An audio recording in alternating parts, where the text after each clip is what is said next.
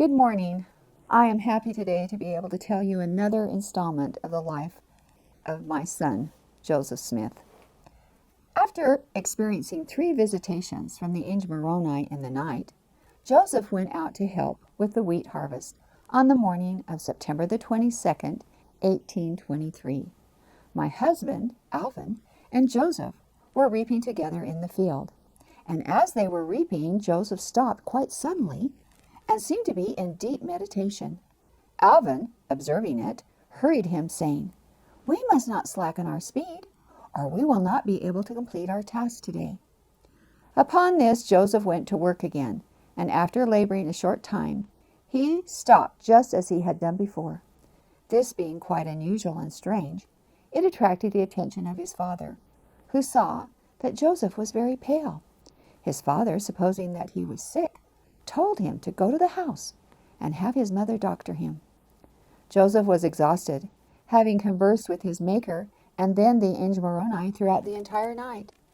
Joseph ceased working and started for the house. But on attempting to cross the fence out of the field, his strength failed him, and he fell down helpless on the ground, and for a time he was quite unconscious of anything.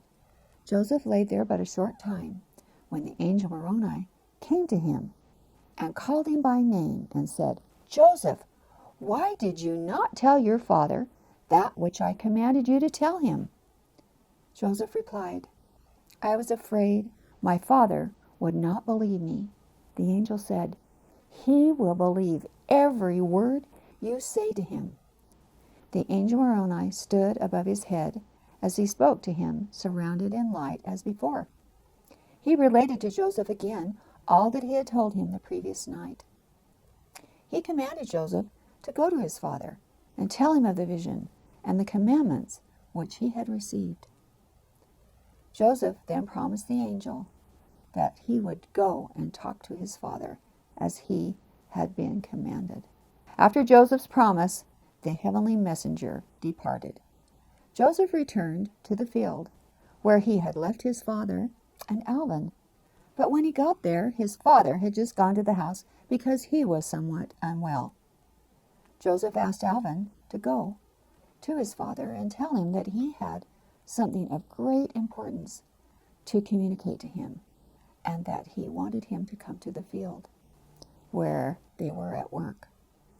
Alvin did as he was requested, and when my husband got there, Joseph related to him all that had passed between him and the angel the previous night and that morning.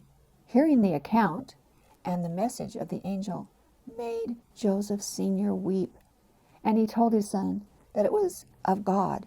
He said, "Son, go and fulfill the instruction which you have received from the angel." Joseph knew where to go because he had seen the place in vision as the angel Moroni had talked to him in his visits. Joseph walked the 3 miles from the farm to the hill where the plates were deposited. And while he walked, he was thinking of acquiring the plates to help his family to get out of poverty, which was against the commandment of the Lord that he had been given. The hill where the records were contained was of considerable size and the most elevated of any in the neighborhood. On the west side of this hill, not far from the top, under a large stone, which was partly in the earth but still visible, lay the plates, deposited in a stone box. Joseph recognized the place where the plates were stored.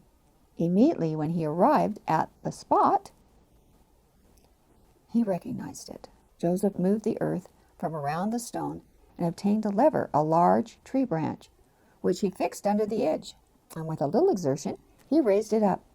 He looked, and there indeed he beheld the gold plates, the Urim and Thummim, and the breastplate, as stated by the angel, in a stone box. The box had been formed out of stones laid in some kind of cement. In the bottom of the box, 2 stones were laid crosswise, on which the plates and the other articles laid. The plates were bound together on one side with 3 rings. Each thin plate was covered with ancient writing, and was about 6 inches wide and 8 inches long. Some of the plates were sealed so that they could not be opened and read. Joseph wondered how much the gold plates were worth. Joseph tried to take possession of the records, and as he did so, his whole system received a shock, and he was made powerless. He reached for the plates 2 more times, and each time he was shocked. Joseph cried out to the Lord, saying, "Lord, why can I not obtain them?" Joseph was surprised when Moroni answered his plea. "You have not kept the commandments of the Lord, which I gave to you." Moroni commanded Joseph to repent and promised him the Lord's forgiveness if he would. Joseph did what the Moroni taught him to do, and he began to pray, and the Spirit of the Lord returned to him. Moroni said to Joseph, "Now I will show you the difference between light and darkness, and the operation of a good spirit and an evil one. An evil spirit will try to crowd your mind with every evil and wicked thing, to keep every good thought and feeling out of your mind. But you must keep your mind always stayed upon God, that no evil may come into your heart." Moroni showed him, by contrast, the difference between good and evil, and likewise the consequence of both obedience and disobedience to the commandments of God.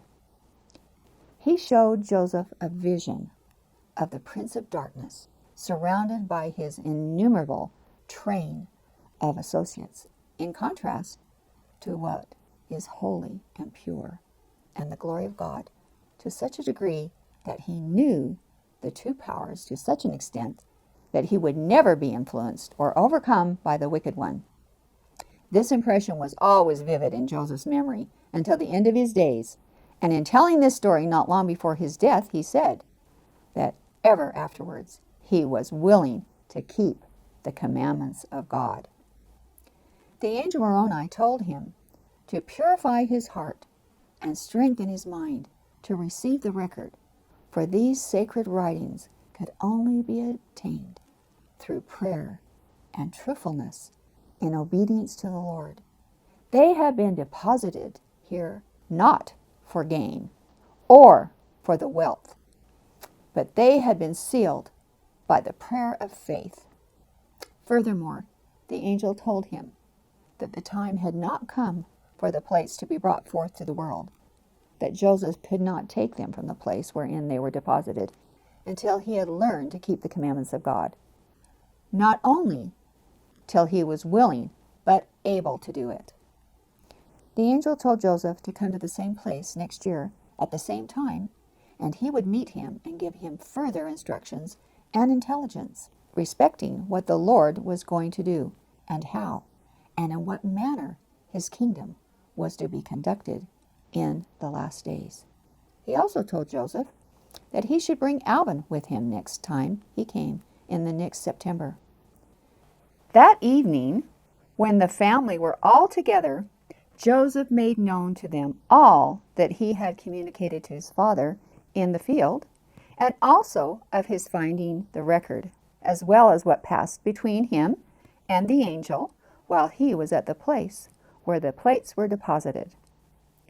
Sitting up late that evening, in order to talk about all these things that had happened during this time, Joseph was very fatigued.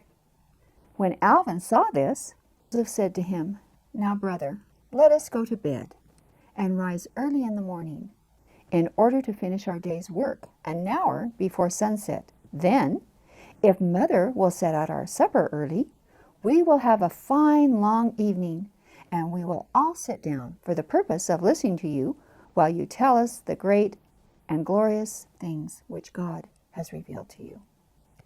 The next day we worked hard and fast to complete our tasks. We had dinner, and we were ready by sunset to give our whole attention to Joseph. And when we were all seated, Joseph commenced, telling us of the great and glorious things which God had manifested to him, pertaining to the obtaining of the plates. But before proceeding, he charged us not to mention out of the family that which he was about to say to us. As the world was so wicked and sinful, he told us that when we got the plates, they would want to kill us for the sake of the gold. As soon as they think that we have them, our names will be cast out, and we shall be thought of as evil and scoffed, and all kinds of evil will be spoken about us. These warnings had been given to Joseph to tell us by the angel Moroni. This astonished us very much, and we wondered how this could be. Why would anyone want to take our lives for a thing like this? But Joseph continued, if we are wise and prudent in what God reveals to us, God is able to make all things known to us. Joseph asked his father, do you believe what I have said? Why, yes, answered his father. He has all power and wisdom, knowledge and understanding, and he can teach us all things if we are worthy, and we will try to live in such a way as to deserve the favor of God, that he may be pleased to instruct us from day to day. After giving us this charge, Joseph proceeded to relate further particulars concerning the work which he had been appointed to do, and we received them joyfully, never mentioning them except among ourselves, agreeable to the instructions which we had been given. After these first visions of the angel Moroni, Joseph continued to receive instructions from time to time from the Lord, and they came from other angels, along with the angel Moroni, and also through the aid of seer stones. We continue to get the children together every evening for the purpose of listening to what Joseph was learning. Our family presented a beautiful, unique picture, all seated in a circle, father, mother, sons, and daughters, giving the most profound attention to a boy 18 years of age. Our circle around Joseph consisted of Joseph Sr. and me, our oldest son Alvin, Hiram 23, and Samuel 16. Our youngest sons, William 12 and Don Carlos 7, and our daughters, Sophronia 20, Catherine 11, and Lucy, not quite 2.5. During our evening conversations, Joseph would occasionally give us some of the most amusing recitals that could be imagined. He would describe the ancient inhabitants of this continent, their dress, their mode of travel, and the animals upon which they rode, their cities, their buildings, with every particular, their mode of warfare, and their religious worship. This he would do with as much ease as if he had spent his whole life with them. We were now confirmed in the opinion that God was about to bring to light something on which we could stay our minds, or a more perfect knowledge of the plan of salvation and the redemption of the human family. This caused us greatly to rejoice, and the sweetest union and happiness prevailed in our home, and tranquility reigned in our midst.